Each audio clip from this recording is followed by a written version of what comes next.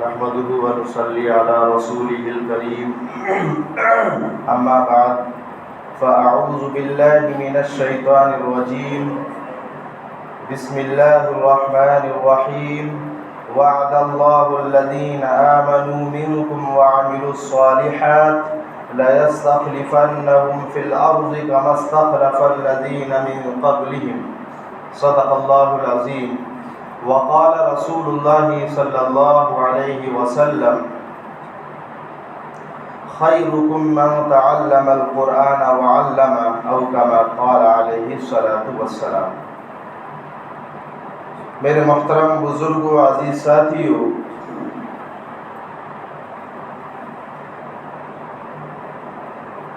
اللہ رب العزت نے ہمیں اسلام کی دولت عطا فرمائی ہے،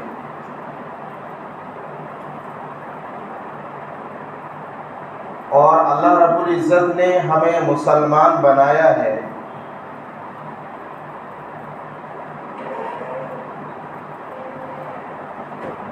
اب ہمیں جو زندگی گزارنی ہے وہ اللہ کے پیارے رسول جناب محمد الرسول اللہ صلی اللہ علیہ وسلم کے طریقے پر زندگی گزارنی ہے اور اس کو سیکھنا ہے۔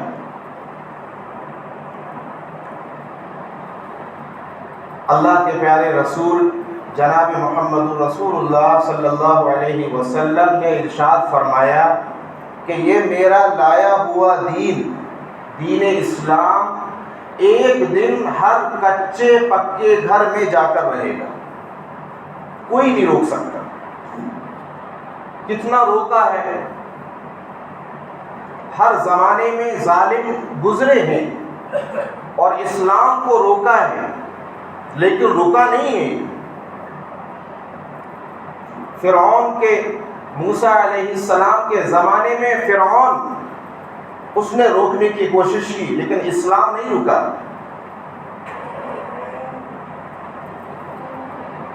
اور مسلمان اپنے دین کی محنت میں لگے رہے ہر زمانے میں۔ ابراہیم علیہ السلام کا دور آتا ہے تو نمرود نے پوری کوشش کی، حتیٰ کہ ابراہیم جیسے نبی جن کو اللہ نے کہا یہ میرا دوست ہے، خلیل ہے میرا، ان کو آگ میں ڈالا، لیکن اسلام چلتا رہا۔ تو اللہ کے نبی جناب محمد الرسول اللہ صلی اللہ علیہ وسلم نے جو فرمایا ہے، یہ دین اسلام دنیا کے کونے کونے میں جا کر رہے گا، ہر گھر میں پہنچ جائے گا۔ سمندروں کے بیچ میں جا کر دیکھو، سمندروں کے اندر جا کر دیکھو، الحمدللہ اذانیں دی جا رہی ہیں، نمازیں پڑھی جا رہی ہیں، کتنا لوگ روک رہے ہیں اسلام کو۔ اسی کو کہا جاتا ہے یہ معجزہ ہے۔ دنیا مل جائے ختم کرنے کے لیے نہیں ہو سکتا، کیوں؟ یہ میرے اور آپ کا بنایا ہوا دین نہیں ہے۔ اللہ رب العزت نے قرآن میں کہا، موسیٰ علیہ السلام، وقال موسیٰ علیہ السلام نے کہا کہ ساری دنیا ان تکفروا انتم ومن فی الارض جميعا، اے دنیا کے انسانوں، دنیا کے لوگوں، تم سب اللہ کی نافرمانی کرنے لگو، سب کفر کرنے لگو، تو کیا فإن اللہ غنی حمید، اللہ کی شان کم ہو جائے گی؟ اللہ کی شان الحمدللہ الذی لم یزل ولا یزال حیا قیوما عوجا، اللہ کی ذات ہمیشہ سے ہے، ہمیشہ رہنے والی ذات ہے۔ تو ہم جس جگہ رہتے ہیں یہاں بھی الحمدللہ دین اسلام چمک رہا ہے، دمک رہا ہے۔ کتنے لوگ آئے، تو یہ جو مذہب جو اسلام ہے، یہ جو ہمارا ملک ہے، خالی دین نماز روزے کا نام نہیں، یہ بھی سمجھو سیاست کرنا یہ بھی دین ہے۔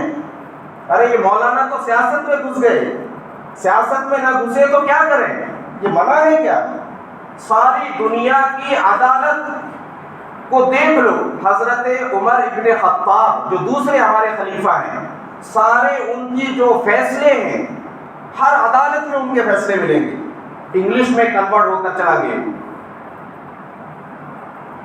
تو یہ سیاست بھی تو اسلام کا حصہ ہے، کس نے کہا؟ لیکن گندی سیاست نہیں، جھوٹی سیاست نہیں، دھوکے والی سیاست نہیں، ایسی سیاست کہ عمر رضی اللہ تعالیٰ کے دربار میں ایک عورت آتی ہے، سمجھو، اور کہتی ہے عمر آپ یہ جو میری گود میں بچہ ہے یہ آپ کے بیٹے کا ہے۔ عمر رضی اللہ تعالیٰ گھبرا گئے، میرے بیٹے نے تو شادی نہیں کی، یہ بچہ کہاں سے آ گیا ہے؟ بیٹھ جاؤ۔ بلایا گیا بیٹے کو، پوچھا کہ ہاں میں نے زنا کیا ہے، بدکاری کی ہے۔ عمر کے دور میں عمر رضی اللہ تعالیٰ کو جلال آ گیا، کہا لگا دو میرے بیٹے کو کوڑے۔ کوڑے لگائے گئے، اسی کوڑے لگاتے میں جان نکل گئی۔ کتنے کوڑے بچے؟ کہ اتنے بچے ہیں، اس کے جنازے پر لگا دو تاکہ پتہ لگ جائے کہ سیاست اور حکومت یہ ہوتی ہے۔ بیٹا ہو کوئی بھی ہو، انصاف یہ ہوتا ہے۔ تو کس نے منع کیا سیاست میں جانے کو؟ لیکن دھوکے والی سیاست نہ کرو، انصاف والی سیاست سیکھو۔ تو اللہ کے پیارے رسول جناب محمد رسول اللہ صلی اللہ علیہ وسلم کا یہ جو دین اسلام ہے، جس ملک میں ہم رہتے ہیں، کتنا دشمن مٹائیں گے کبھی نہیں مٹ سکتا، یاد رکھو۔ بس کم ہوتا رہے گا، جیسے آج کل ہم ہیں۔ بچوں کو نہیں پتا کہ ایک بچے سے پوچھا گیا کلاس میں، انٹر کی کلاس ہے، خانہ کعبہ کہاں ہے؟ آپشن دیے گئے، اس نے بتایا مصر میں ہے۔ یہ تو ہماری تعلیم ہے مسلمانوں کی۔ مسلمان ختم نہیں ہوگا، ہاں ایمان کمزور ہوتا رہے گا، بڑھتا رہے گا، کمزور ہوتا رہے گا۔ تو یہ بھی ایمان کا حصہ ہے، سیاست اللہ اور اپنے ملک سے محبت کرنا، یہ بھی ایمان کا حصہ ہے۔ دیکھو اللہ کے نبی صلی اللہ علیہ وسلم نے مکہ چھوڑا، 53 سال کی عمر ہے، اور مدینے کی طرف چہرہ اچانک سے رخ موڑتے ہیں مکے کی طرف، کہنے لگے اے مکہ تو وہ شہر ہے جہاں میں پیدا ہوا، بڑا ہوا، سارے رشتہ دار یہاں پیدا ہوئے، لیکن میری قوم مجھے نہ نکالتی تو میں نہ نکلتا۔ رو رہے ہیں، آنسو جاری ہیں۔ تو جس ملک میں ہم پیدا ہوئے ہیں، اس ملک سے وفاداری کرنا، اس ملک سے محبت کرنا، یہ ہمارا ایمانی حصہ ہے۔ ہم اس ملک کے لیے اپنی جان دے دیں گے، لیکن ملک کو بیکار ہونے نہیں دیں گے، یہ ہمارا حصہ ہے۔ خالی اسلام عرب میں رہنے والا نہیں ہے، اسلام ساری دنیا میں پہنچے گا۔ تو یہ اسلام جو ہے، اس کے بارے میں تھوڑا سا بتانا ہے۔ ہمارے ملک میں اسلام کب آیا؟ اور سب سے پہلے علماء تو یہ کہہ رہے ہیں کہ جو ہمارا ملک ہے یہ بہت پرانا ہے، اب بہت سارے اس کے ٹکڑے ہو گئے۔ حضرت آدم علیہ السلام کو جو اللہ نے اتارا ہے وہ اسی ملک میں اتارا ہے۔ اب اندازہ کرو، سب سے پہلا انسان جو اترا وہ اسی ملک میں اترا، سری لنکا میں، جس وقت یہ ایک تھا۔ تبت، نیپال، بھوٹان، یہ سب ایک ہی تھا، بہت بڑا ملک ہے یہ۔ اب اندازہ کرو، لوگ کہتے ہیں کہ یہ بعد میں آیا اسلام یہاں، ہم کہتے ہیں سب سے پہلا انسان آنے والا جو مسلمان تھا وہ سب سے پہلا ہے۔ یہ تو بہت پرانا ملک ہے اسلامی۔ حضرت آدم علیہ السلام کو اسی ملک میں اتارا گیا، اس کے بعد سلسلہ چلتا رہا۔ موسیٰ علیہ السلام کا دور آیا، کرسچن عیسیٰ علیہ السلام کا دور آیا، چلتا رہا سلسلہ۔ اسی لیے اللہ کے پیارے رسول اور اللہ تعالیٰ قرآن مجید میں ارشاد فرماتا ہے وَلَا تَسُبُّوا الَّذِينَ يَدْعُونَ مِن دُونِ اللَّهِ فَيَسُبُّوا اللَّهَ عَدْوًا بِغَيْرِ عِلْمٍ۔ ہمیں کسی کے جھوٹے خدا کو برا نہیں کہنا، یاد رکھو یہ قرآن کہتا ہے۔ کوئی بدھ مذہب کو ماننے والا ہے، کوئی اور کسی مذہب کو تسلیم کرنے والا ہے، ہمیں کبھی ان کے جو بڑے ہیں ان کو برا نہیں کہنا۔ نہ معلوم ہو سکتا ہے کہ وہ ایک اللہ کو ماننے والے ہوں اور بعد میں بدلتے بدلتے شرک آ گیا۔ بہرحال عیسیٰ علیہ السلام کے دور آیا۔ عیسیٰ علیہ السلام کے بعد اللہ کے پیارے رسول جناب محمد رسول اللہ صلی اللہ علیہ وسلم تشریف لائے۔ حدیث میں آتا ہے سن 10 ہجری میں، پچھلے ہفتے بتایا گیا تھا ہجری کیا ہوتی ہے، سمجھنے کی کوشش کرو دین کو۔ ہجری آپ صلی اللہ علیہ وسلم نے جب مکہ چھوڑا تھا اور مدینہ تشریف لے گئے تھے، بس وہیں سے 1 ہجری شروع ہوئی، تو 10 ہجری یعنی مدینے میں جب 10 سال ہو گئے آپ صلی اللہ علیہ وسلم کو، تو ایک قبیلہ آیا، بہت سارے لوگ ادھر کے اللہ کا احسان کہ قبیلے خاندان آتے اور کلمہ پڑھ کر مسلمان بنتے چلے گئے۔ ایک قبیلے بنو حارث۔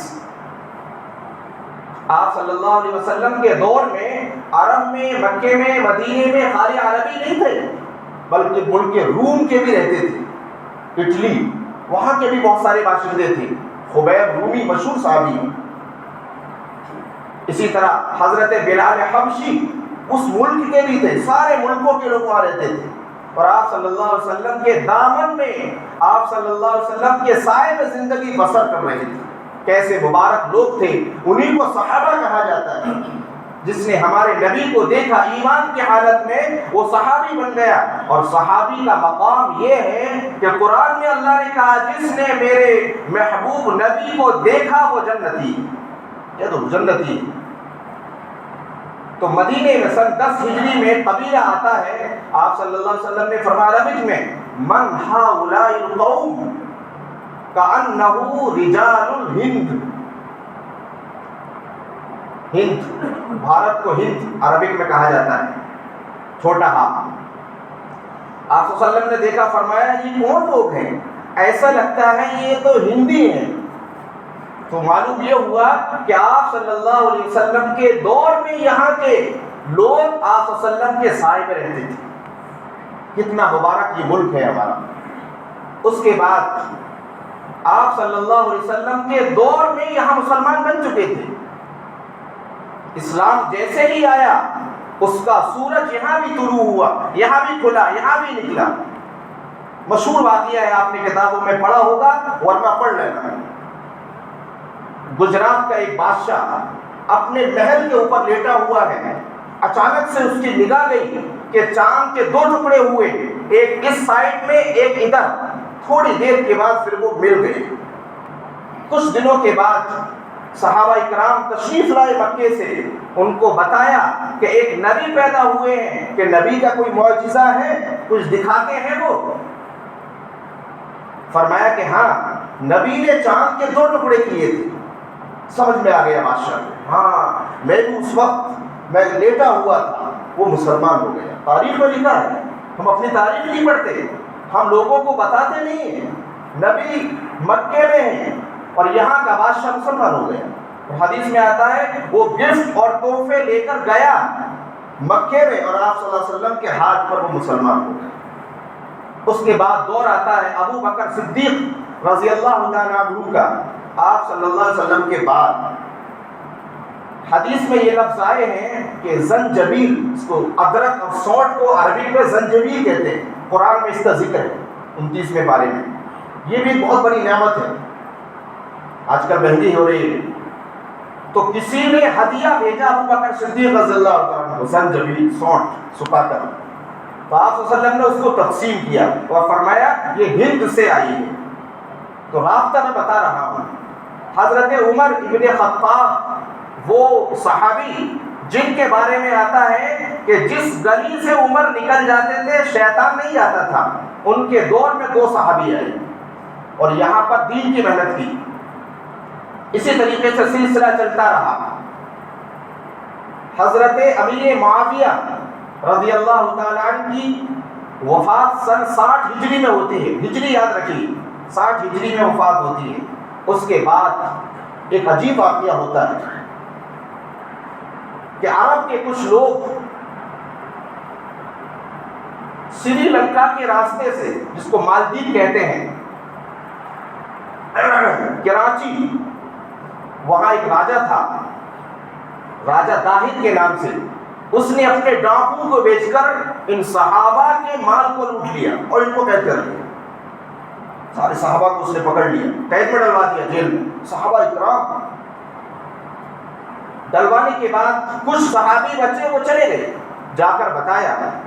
اس وقت حکومت بادشاہ ولید ابن عبد الملک تھے عرب کے, اور ان کا ایک گورنر تھا عراق کے حجاج ابن یوسف. یہ آپ نے سب نے نام سنے ہوں گے. حالانکہ حجاج ابن یوسف ظالم بادشاہ تھا.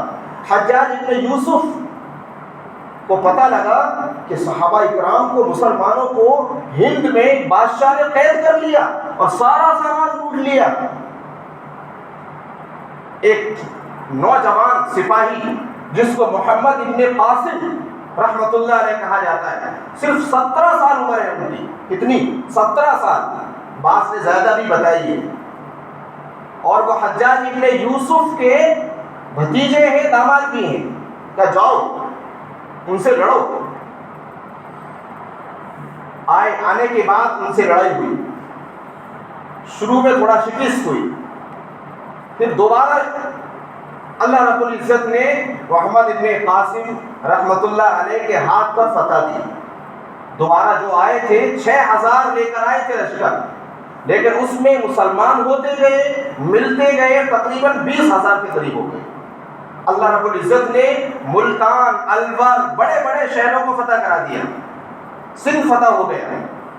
لیکن محمد ابن قاسم کو دوبارہ حجاج نے بلایا, قتل کر دیا. اس کی وجہ دوسری, کیونکہ محمد ابن قاسم رحمت اللہ علیہ کو بہت چاہنے لگے سندھ کے لوگ. اس کے بعد 1000 جب عیسوی ہو چکی, یہ 711 عیسوی کا واقعہ ہے کہ محمد ابن قاسم رحمت اللہ علیہ آئے اور تعداد میں پورے سندھ کو مسلمان کر دیا. ان کی محنت تھی. پھر 1000 جب عیسوی ہو گئی, اللہ رب العزت نے پھر محنت کرائی اور 1206 میں دہلی کا تخت شاہی شروع ہو گیا. اور ہماری باقاعدہ ایک شاہی نظام شروع ہوا مسلمانوں کا. لیکن یہ لکھا جاتا ہے تاریخ میں کہ مسلمان جتنے بھی بادشاہ ہوئے ہیں انہوں نے دین کی محنت نہیں کی. یعنی باقاعدہ سرکاری اور حکومت کی طرف سے کوئی نظام نہیں تھا دین کے پہنچانے کا. صرف ان کی لڑائی کی زمینی. انہوں نے محل بنوائے, تاج محل بنوائے, بڑے بڑے قلعے بنوائے, لیکن دین کی محنت نہیں. اسی طریقے سے پھر تقریباً 1200 عیسوی میں حضرت خواجہ معین الدین چشتی رحمۃ اللہ علیہ تشریف لاتے ہیں. یہ بھی عرب کے ہیں, ہندوستان کے نہیں ہیں. لاہور کے راستے سے اجمیر میں آتے ہیں. انہوں نے دین کی محنت شروع کی, اور روایت میں آتا ہے کہ تقریباً کئی لاکھ لوگوں کو اسلام میں داخل کر دیا. ان کا واقعہ بھی لکھا جاتا ہے, وہ آپ کو بتا دوں.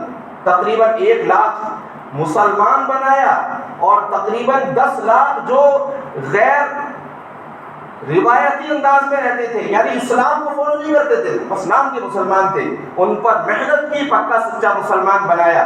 اپنی والدہ کے پاس آتے ہیں, چہرہ چمک رہا ہے, دمک رہا ہے. والدہ نے پوچھا, بیٹا آج تو بڑے خوش ہو, کیا بات ہے؟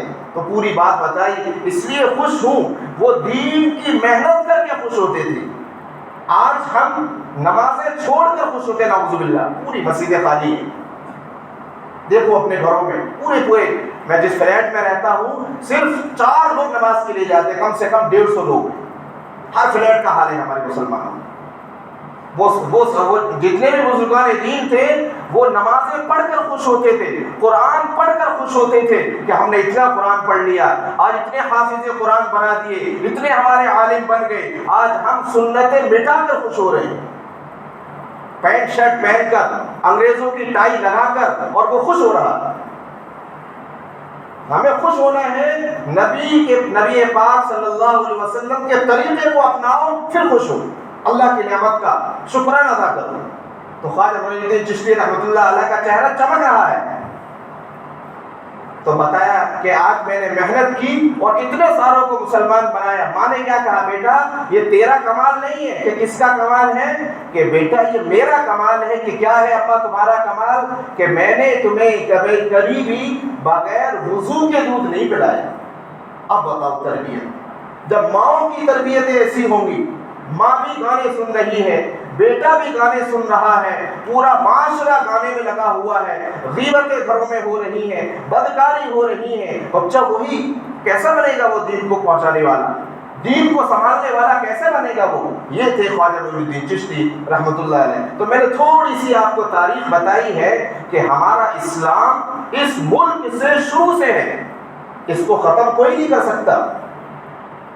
بہرحال یہ آنے والا 15 اگست کے تعلق سے میں نے یہ باتیں بتائی تاکہ ہمیں تاریخ پتہ چلے کہ اصل ہمارا اس ملک سے محبت کا پیغام ہمیں دینا ہے۔ یہ ملک ہمارا ہے، سب کا ہے، اور اللہ کے نبی صلی اللہ علیہ وسلم نے فرمایا کہ اپنے وطن سے محبت رکھنا یہ بھی ایمان کی پہچان ہے۔ اللہ تعالیٰ عمل کی توفیق دے۔